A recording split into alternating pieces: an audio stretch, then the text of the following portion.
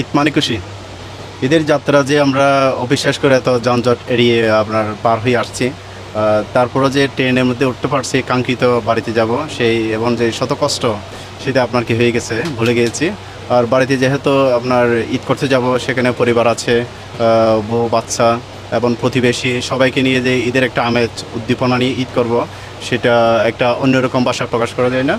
আর train স্টেশনে আসলাম, অন্য বছর একটু গ্যাদারিং থাকে, কিন্তু এবারে দেখলাম খুব একেবারে নিরিবিলি এবং সুশৃঙ্খল। আনসার বিডিপি থেকে শুরু করে ওদের যে কর্মকর্তারা আছে সবাই আমাদেরকে সাথে ভালো আচরণ করেছেন, এবং টিকিটের যে কোনো হেনস্থা করতে না হয় সেদিক দিয়ে আমরা অনেক সময় অনেক সেফটিতে আসছি।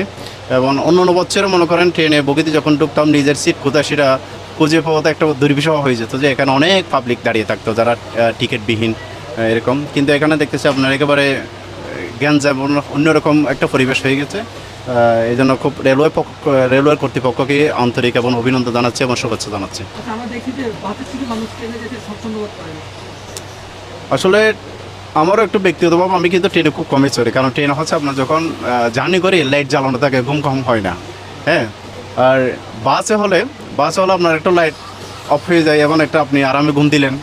হ্যাঁ, কিন্তু ট্রেনে হচ্ছে ঈদের সময় একটু ট্রেনে একটু বিশেষ করে একটু টার্গেট করতে হয়, কারণ রাস্তাঘাটটা দেখেন। আমি সামান্য একটু আমার অফিস মতিঝিল এখান থেকে এখানে আসছি, কমপক্ষে আমার ফোন 1 ঘন্টা রাখছে। সব রাস্তা জাম, প্রাইভেট কার বলেন, বাস বলেন, রিক্সা রান্না করে বলেন। এই তো, ধন্যবাদ।